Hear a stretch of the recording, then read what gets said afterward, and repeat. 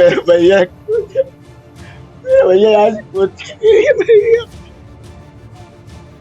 कल हमारी दुकानें तोड़ दी इन्होंने, तब हमने हाथ पैर जोड़े, हमने 5 मिनट लग जाता है बोलने से तोड़ गए। नहीं सुनी तो दुकान तोड़ दिया भाई साहब, सारा लाखों रुपए का नुकसान कर दिया। हम हाथ पैर जोड़ ले, नहीं जोड़े भाई साहब। मुरादाबाद की मंडी में उस रात महज एक आवाज नहीं गूंजी थी, वो एक परिवार के बिखरने की शुरुआत थी। थका हारा चेतन सैनी चुपचाप अपने कमरे में गया था। दिन भर की बेचैनी, दुकान उजड़ने का दर्द और मन में उमड़ता तूफान, सब कुछ अंदर समेटे। और फिर आधी रात को एक तेज आवाज सुनकर पूरा मोहल्ला सिहर उठा। नीचे सड़क पर चेतन खून से लथपथ पड़े थे।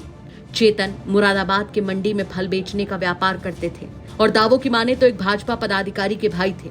अब इस शहर की सबसे बड़ी बहस का केंद्र बन चुके हैं। मंडी समिति के अतिक्रमण हटाने की कार्रवाई के बाद उनकी दुकान पर बुलडोजर चला और फिर जो हुआ उसने पूरे जिले को झकझोर दिया। परिजनों का साफ आरोप है कि बिना नोटिस, बिना चेतावनी दुकान तोड़ी गई। चेतन इससे मानसिक रूप से पूरी तरह से टूट गए। भैया आज कुछ भैया कल हमारी दुकानें तोड़ दी इन्होंने, तब हमने हाथ पैर जोड़े, हमने 5 मिनट लग जाता है बोलने से तोड़ गए। नहीं सुनी तो दुकान तोड़ दिया भाई साहब, सारा लाखों रुपए का नुकसान कर दिया। हम हाथ पैर जोड़ ले, नहीं जोड़े भाई साहब। मेरे भैया ने रात, मैंने भैया को हमने बहुत समझा, वो समझा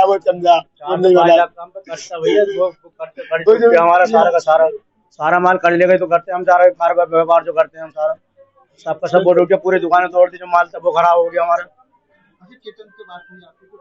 हाँ वो उसने किसी से कुछ नहीं कहा, वहाँ से आगे डिप्रेशन में इतना था, उसने किसी से कुछ कहा ही नहीं।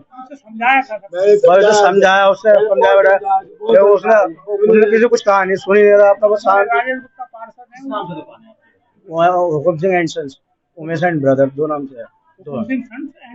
क्या किया इन्होंने, किस टाइम की घटना थी, क्या किया है? ये 5:30 11:30 बजे के आसपास की है। सब लोग सब सो रहे थे, लेटे हुए थे। ये अपने वहाँ पर छत पे था एकदम, बाइक रोकती रह गई इनकी, बोले वहाँ पे यहाँ से एकदम से बोले हम तो बर्बाद हो गए। हाँ हॉस्पिटल लग गए, साइन ले गए, साइन से मना कर दिया, एपेक्स मना कर दिया, कॉस्मोस ले गए, वहाँ तीन अस्पताल से मना कर दिया। हम तो मंडी प्रशासन को मानते सर, तोड़ी नहीं दुकानें। मंडी प्रशासन हमने उनसे कहा कि हम एक काम आता है, हम उससे कह रहे कि भाई साहब 5 मिनट का समय दे दो, 5 मिनट का समय दो। उसने समय नहीं दिया, हमें बिल्कुल समय नहीं दिया। कह रहे तुमको ना डंडे लेके चढ़ ले, मारने के लिए चढ़ ले, हमें मारने के लिए चढ़ ले।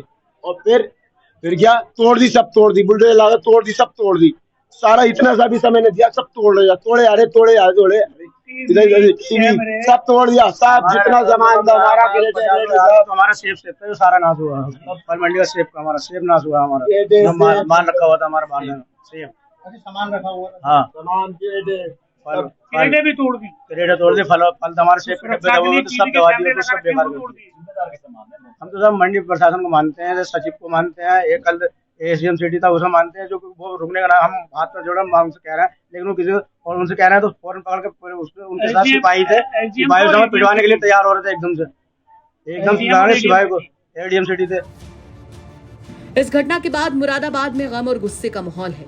स्थानीय व्यापारी स्तब्ध हैं और आम जनता सवालों से घिरी हुई है कि क्या एक प्रशासनिक कार्रवाई इतनी बेरहम हो सकती है।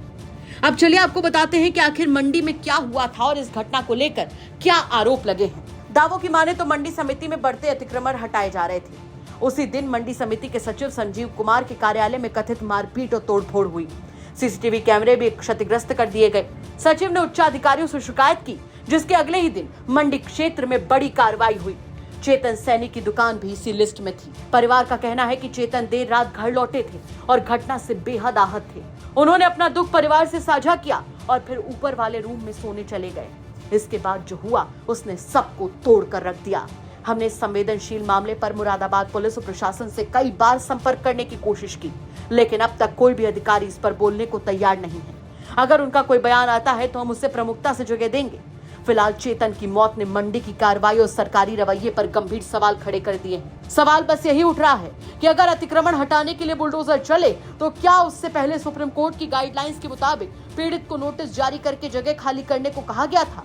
चूंकि परिवार का साफ आरोप है कि उन्हें कोई नोटिस नहीं भेजा गया, हालांकि घटना की गंभीरता को देखते हुए प्रदेश के डिप्टी सीएम ब्रजेश पाठक खुद मुरादाबाद पहुंचे। उन्होंने पोस्टमार्टम हाउस जाकर पीड़ित परिवार से मुलाकात की। उनके शब्द सख्त थे और इरादे साफ। सीधे कह दिया कि दोषियों को किसी भी सूरत में बख्शा नहीं जाएगा। अफसरों की मनमानी कतई बर्दाश्त नहीं की जाएगी। उन्होंने भरोसा दिलाया कि मामले की निष्पक्ष जांच होगी और जिम्मेदारों पर कड़ी कार्रवाई की जाएगी। ये दुखद घटना है।